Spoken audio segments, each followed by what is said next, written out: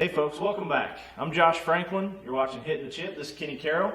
For today's episode, we're just going to kind of relax a little bit and visit with each other, kind of going over topics that we wanted to cover this week. We thought it would be fun, kind of a fun conversation to talk about heroes and legends. So Kenny's going to kind of explain to us a little bit about the difference in the two, and like I said, we're just going to talk a little bit.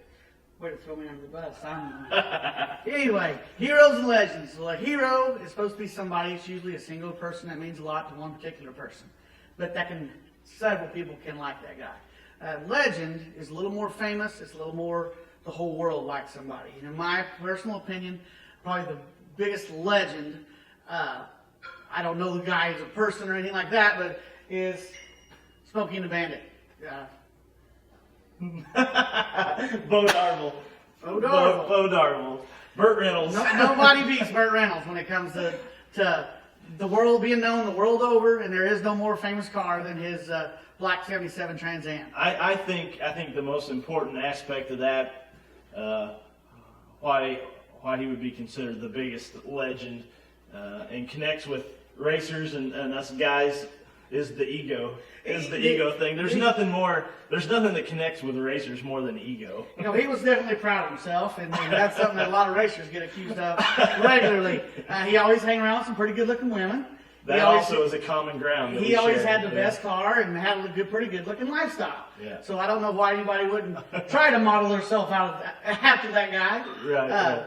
Of course, you know, he had some amazing roles. I think he was in, was it Hooper, where he was the stuntman guy? Hooper. And he'd drive backwards in a short bed Chevy at supposedly 85 mile an hour to hand his buddy a beer out the window. Gotcha. You know, yeah. There was a lot. What was the one where they blow down the silo when he's jumping the course Pontiac was a big backer back then. Was that Hooper too? I think it was the second one. There's more than one of them. Was there? I didn't watch too many of the Hoopers. But I was really big into all that stuff. I was a big stroker. Stroker Ace is my. Yes, and what's our favorite one? The funny one.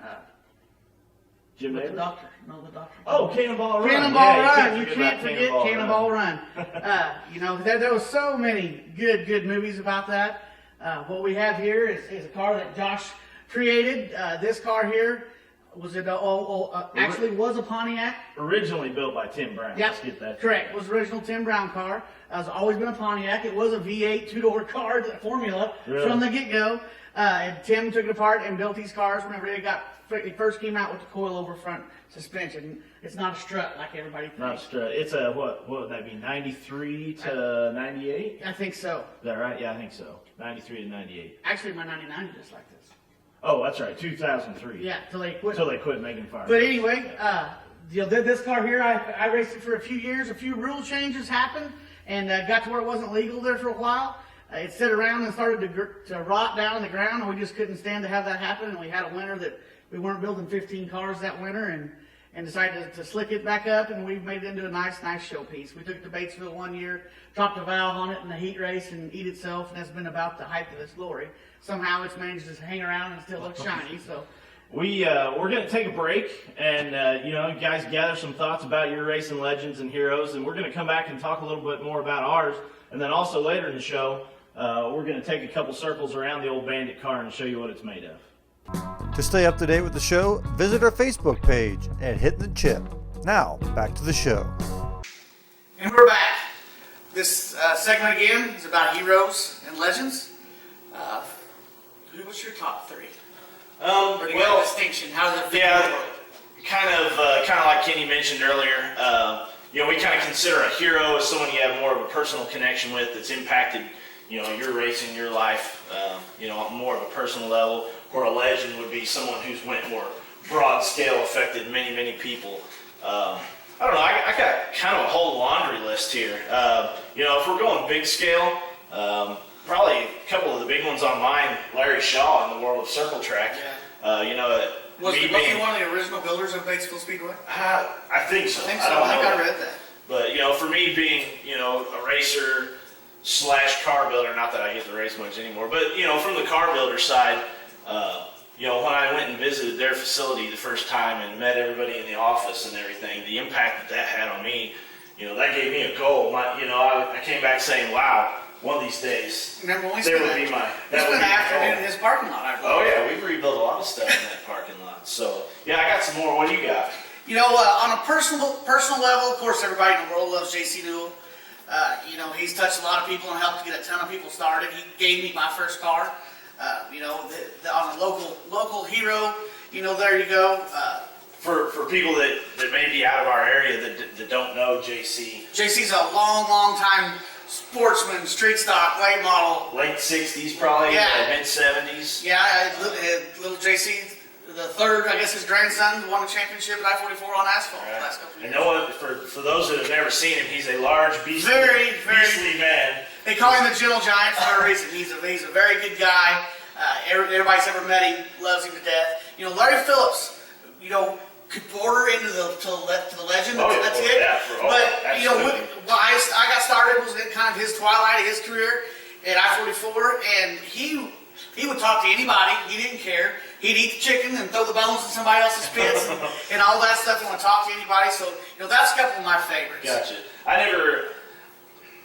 I wasn't around asphalt racing. I was out of the state actually about the time you were doing the I-44 thing. So I never had any first-hand experience with Phillips, but I've spent a lot of time around JC, and as good as gold. And me and that man have had some conversations, you know, just morally speaking, as well as anything. That he's on a guy that's on the right path and will get you down that road too, if you ask him for advice. And also, legend has he could change a Torque Flight 727 transmission with one hand. So I seen him lay on his back, hold the power glide, and pull the last two bolts out, and slide it out the front, and still carry on a conversation with me without being winded and talking. And this is not one. This is in a later part of his years. Right, so right. he's got a lot going on. Like you said, he can lead you down a better road for racing or life or anything in general. You know, that guy's about as pure as they come. JC would be one of my locals for sure.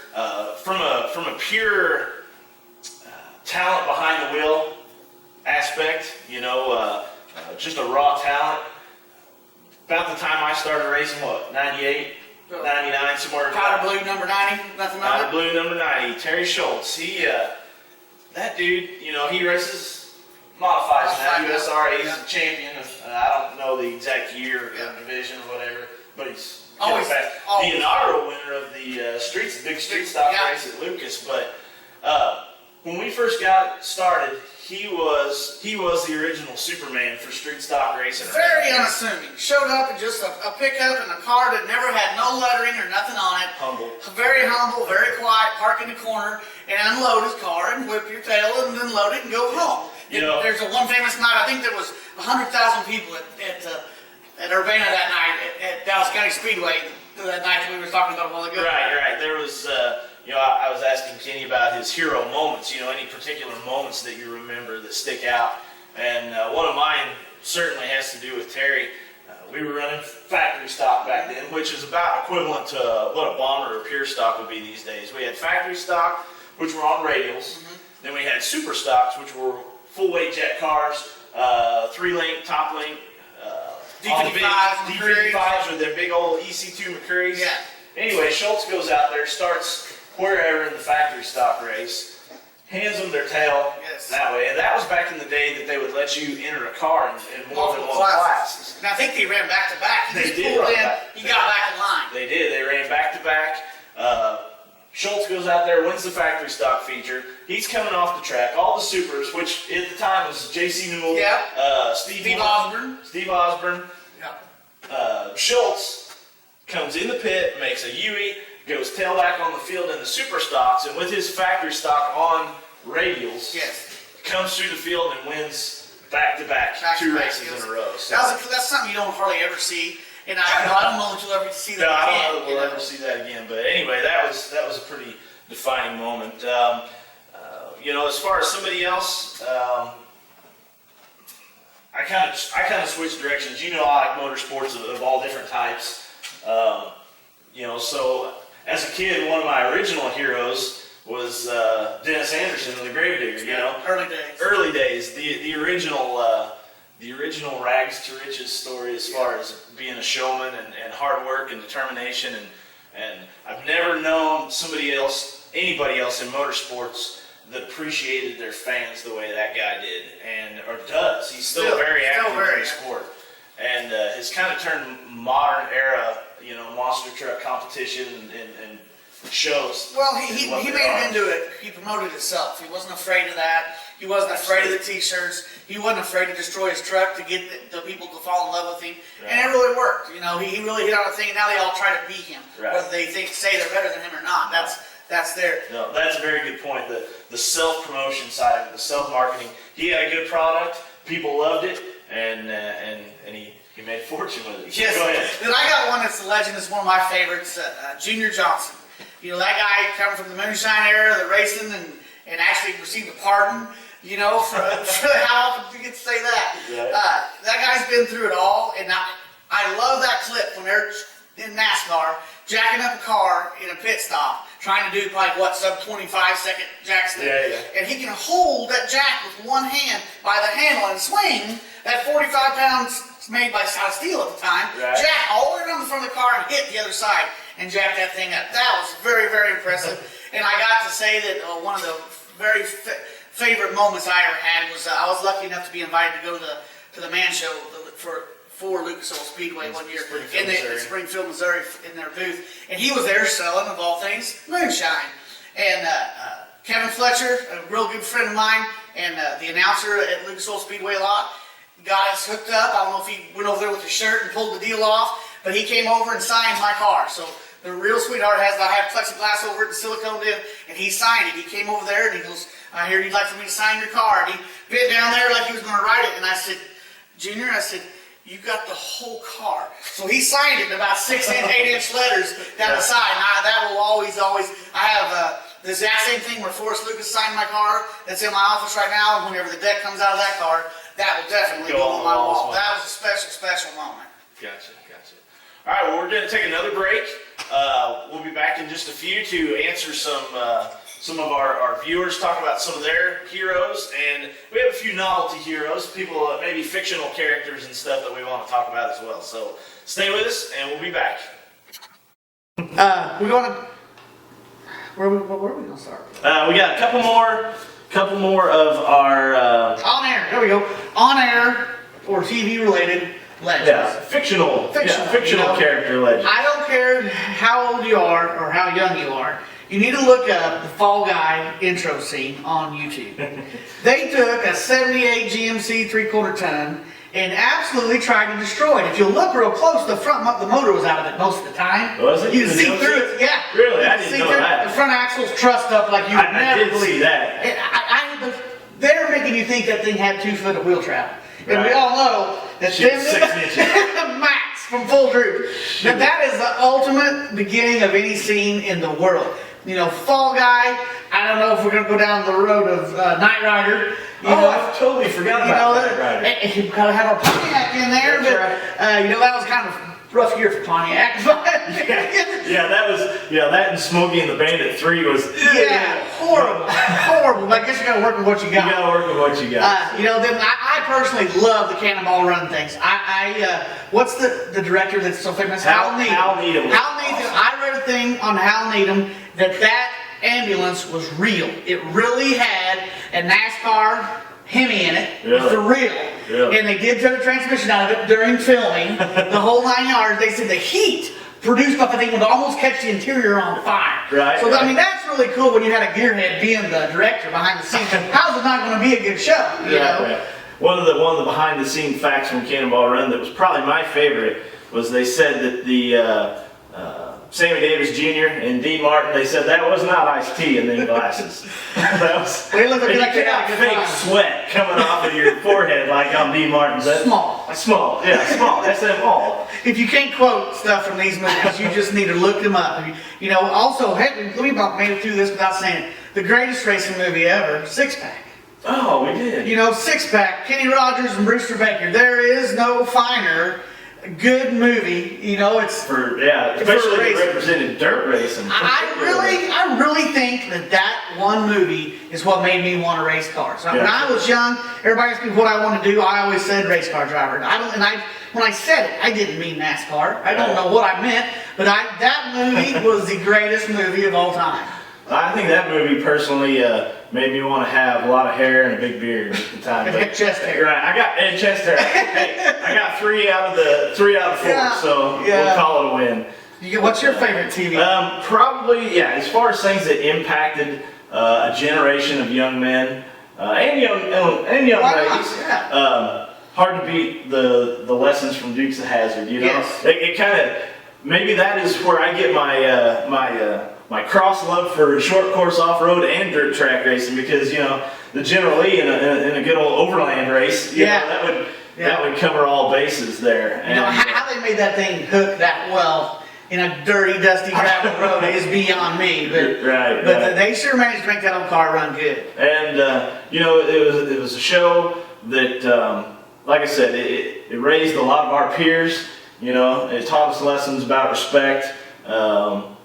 And Definitely raised the price of the sportsmanship. 69 Charger. Definitely, yeah. For sure. Yeah. There's none of them laying around for free. No, None and even. how many did they go through I in think that period? I don't. Was it 1,500 or I don't remember. A lot. I thought A lot. 300 something, but and of course, Boss Hog and Roscoe. Yeah, well, and all Waylon that. Jennings doing the whole thing. I mean, that's just how could that have not been cool? Right. right. That was just a good, perfect setup. Yeah, I wish we had TV like that today. Well, do we want to do some of our on-air show? On-air commercials? Yeah, let's talk about questions? some of our on-air heroes. We can do that. Galen Hassler, I don't know if you guys know him, he's a racer too. Yeah, from up north. Yep, up north. He had Scotty Roberts would be my hero, Yeah. and Rex Merritt would be the legend. Gotcha. Very Yeah, good. I think Rex has influenced a lot of people and helped a lot of people through the years. I know he's got a new thing with AFCO and seems to be going Yep. good. Yeah. He's always been kind of a modified guy, so I don't remember him around that much myself. Right. But he always speaks. The man will always speak to you, and he always seems to have time for you. Always kind, and very, very intelligent, much more than us. I tried to actually do a chassis seminar with him one time, and thank goodness he saved me, because I look like me and Kenny when we get stuck on a topic and we just get that Can't pull it blank. out? Yeah, can't quite pull it out. We get that blank look, and Rex saved me there. I sounded a bit like Porky Pig trying to solve a math problem. And then Scotty Roberts has always been.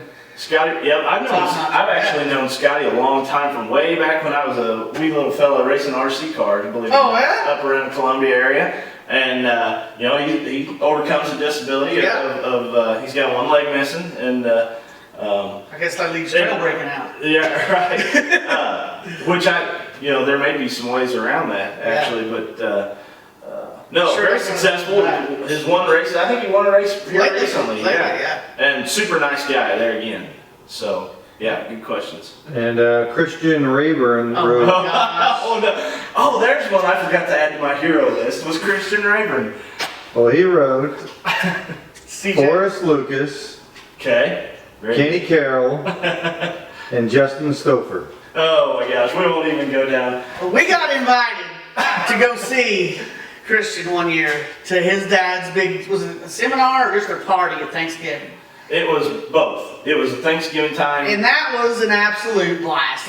We felt honored and privileged, and I didn't think nobody thought that much of us to let us go out there. Hell, everybody else had to That'd be pay. first, wouldn't it? Everybody else had to pay to go there. We got to go eat, drink for free, and it couldn't have gotten no better. That was an absolute blast. I mean, it really made you feel important when everybody there accepted you. And heck, we stayed up and danced all night, and if I recall, it got fuzzy at the end, but we had a really, really good time at that. That was fun. For others that may not know, Christian is actually the son of C.J. Rayburn, the famous Very late model famous. builder from the, what was it, Whiteland?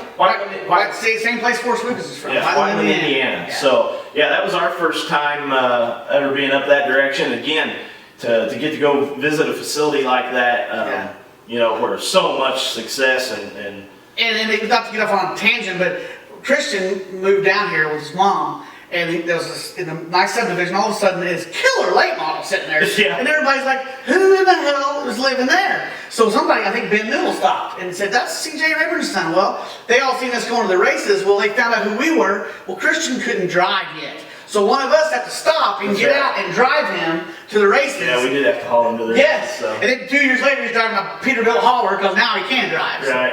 well, you never know the people you'll meet racing dirt Yeah, track. that is for sure. That is for sure. What else you got, buddy? Matt Becker wrote The beardless Six wonder. Pack. Six pack, yes, very much Absolutely. so. Yeah. Yeah. Kenny Rogers. I wish I could get in shape as fast as he does in that movie at the end. That was really killer. He would run up a few steps and don't eat some pizza, and he's ready to go dominate the world. Right, right. Then we've got Bob Barnett. Bobby. He rode Greased Lightning. Oh yeah. That's a Vaguely little tick older to me. Richard Pryor. Serious? I think it was. I'll have to look that one. I have not watched that. Yeah, Thanks for bringing that up. I'll have to add that to We'll my check that out. Yeah, it was Richard Pryor. I'm almost certain. I'll be darned. I didn't know that one. And then our last question, unless people write again, Dustin Bell wrote, and this is more of a question, but he wrote, is Kenny coming to Batesville any this season? I plan to. I think we look at our board there. There's a couple days that we're off at Lucas, and we will be probably trying to. We're going to try. Let's just hope no more issues, unforeseen issues pop up. Yeah. We broke last weekend, and that's not something that happens very often. 100% parts failure, nobody's fault. It's fixing to get fixed, and everything will be fine. But right now, we're just a tick wounded. We got to get our new. We got 2 cars, but still just 1 motor. So yeah, so we got a few things to build on. So I hope so. Yeah, we will. I'd say we'll probably be Sweetheart versus the 2.0. Yeah, we won't take the new one down there and destroy it. Such a large facility. Turn 2 wall. There. Wow, I've got my name. Well, I knocked it down once. Turn 1. Yeah. Well, 1.5. 1.5. Yeah. Anyway, but yes, I want to go back to Batesville. I miss that place. I miss Josie's. I miss. Well, the girls miss not going out there and buying the Ramada. The Ramada. If you've not been to the Ramada in Batesville, Arkansas, do not get the hot tub. we went down there and we stayed there for years because it's real cheap. It's easy to park and all this other stuff. Well, we got to going through our pictures. We've been down there for like 10 years. The comforters were the same from those first pictures as they were 10 years later. Probably out on sponsorship money from Ramada. but it's okay. That's all right. You got to tell it like it is. We gonna go to break or you got commercial? And we got a couple more people said, we got Colton King asking, are you going to make the trip to NEA Speedway? I broke it. I won't be fixed. Maybe later. Maybe later. I'm not saying I won't, but I can't be there this week. So that's it for now. All right, we'll take a break and we'll come back and check out the Bandit Car. We're back for another week's Tech Talk. And this week I'm going to talk a little bit about the rear control arms and the control arm bushings that you see in most of these cars, particularly the metric cars, which is the G-body, the 78 to 88, Monte Carlo, Regal, Cutlass, stuff like that. Part of their rear suspension is these control arms. This is what locates the rear end and connects the rear end to the frame. It's also, that rear end is what your springs and shocks and everything are connected to. Well, where they bolt in, you have the bushing. This is an OEM type bushing. It's got the metal center sleeve and it's got rubber compacted really tight in the metal outer sleeve. Most tracks like Lucas Oil Speedway and several of the tracks mandate that these be an OEM style bushing, meaning they have to be rubber. The downfall of this rubber is the fact that there is a lot of resistance to movement in it. Like when you say this is your control arm bolt and you go to twist on it, it doesn't move. And that resistance translates to wheel load, especially on the right rear, which can make the car loose off exit and all kinds of other stuff. On the other end of it, which is not legal in a lot of areas, a lot of tracks, a performance add-on is this monoball type control arm bushing. As I move it, you can see, there's little to no resistance in the end of it. And what that translates to, as the suspension works and the car rolls, it's allowed to float freely, in its bearing, in its bushing. Basically, what that does is lets the suspension move very freely and does not transfer that load to the right rear wheel. Lets everything work like it's supposed to. So basically, it's got a bushing in it that looks like this. Pretty well is a heim joint, like what you would see on the end of one of your shocks, heim joints, other suspension parts. And it just lets the suspension work a lot more free. But like I said, some tracks allow this, some don't. My personal favorite is a monoball on one end, a rubber bushing on the other. The rubber bushing provides a little cushion, you know, if you get hit in the wheel or whatnot. So some people consider this a cheated up part, but if you can get away with it, run it. And we're back. Thanks for staying with us. We want to go show you just a few things about this old car here. I've had this car for several years. I actually bought it for the motor. I planned on selling it, and it just didn't work out that way. I actually won a race with this, the USMTS night at I-44 on dirt, and really was a great, great night. I think I burned the motor up doing it. But this car has been around forever. It really liked high banks. Wheatland's was a little flatter at the time, and I never could really get it figured out over there. But this car had been chipped up real bad. It was originally powder coated from the beginning. Like I said, Tim Brown built this car. It was originally chipped up and was starting to rust and look real bad. And Josh had built me a really nice car, and it was already done. I had nothing left to do. So that winter, I took it, sandblasted it down. Me and my boy redid everything about it. And we said, hell, let's just put the Bandit body on it. Why not? You know, maybe somebody will be attracted to that, and we'll go. I'm going to let Josh talk to you and tell you about all the mods we did to make it just a little bit more Smoky and the Bandit-esque. Yeah, originally how this actually happened is we were sitting there drinking beer, and, and we wanted to do something different, something cool with the car. And it was about the time the AR Bodies came out with this awesome late model Camaro style nose. And it was also kind of about the same time that we started seeing some of the Trans Am retro mods that they were making out of the late model Camaros. So, you know, we were kind of sitting there thinking, you know, what can we do that would be cool? And with that idea had come up was to make it the new retro mod, do it all black, and then we're like, you know what? You know, we were on a Smokey and the Bandit kick. It happens. We get that way every once in a while. We're like, you know what? We ought to make it a tribute car to that. So, yeah, basically, we got the nose from AR Bodies. I did the best I could to, you know, originally this is a Firebird, what would this be, a Gen 3 Firebird? 97, I think is what year it was. Right. So the curvature of the body is a lot different than the standard cars. And you were really panicked whenever. Yeah, it was kind of stressful. But it worked out great. Down goes Fraser. Down goes the cameraman. But so anyway, we got a new body on it. Then when it come time to the grill, you know, I didn't want to just put the Camaro grill in it. I wanted the Pontiac grill.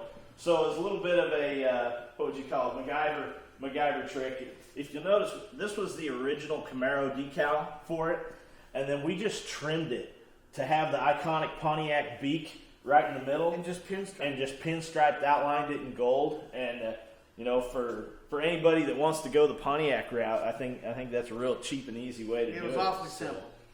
You know, the bird, I think that the bird was measurable for our graphics guy to place because of its size and small. But, you know, he did everything he could to make it look just like the real one. Let's go over here, like to the side. It's not the Bandit without the bird. You know, it's got to have the bird. That was critical. But like how it has the factory-looking Trans Am, you know, even in the movies, you know, right by his head, it always has the bird on the B-pillar. And if you're a real purist, you know that Bo Darville was Bandit's real name. So, you know, we tried hard to really make the car unique, and it's almost a trophy anymore. If you remember the one scene in Smokey and the Bandit where the married gal, Sally, don't want to ride no more, you know, that's kind of what that was all about. Yeah. My YouTube channel, Kenny Carroll Racing, one of the very first videos on it is me driving this car at Batesville, and it's blowing up right there in front of everybody. The big question is this car still for sale? Everything's for sale. It is taking up some space. I've had it for sale a couple times, but, you know, I'll entertain anything. We'll keep it as a novelty. If there you go, nothing else. So, anyway. You got anything else to say? I think, you know, we're off this weekend. I know that this, you know, our shows aren't necessarily in order, but we're going to take this weekend easy. We're going to see if we can get our car back ready to go and get them back at Lucas. And we do intend to travel a little bit this year, so don't be surprised if you see the Big Blue Hauler pull in your track locally. All right, I guess that just about does it for this show. You know, we really kind of winged it on this one. We didn't have a lot of content to talk about, but I had a good time, so I hope you did too. I think it was less stress, and I hope it showed that way. And if anybody wants to get involved with us in any way, you know, we can't do this forever for free. So if anybody got any ideas and cool T-shirts or buy a supper or beer, we're interested. So hit us up on Sean's email. He'll get that onto here at the end. Thank you guys. Anyway, yeah, thanks for tuning in, and we'll see you next time.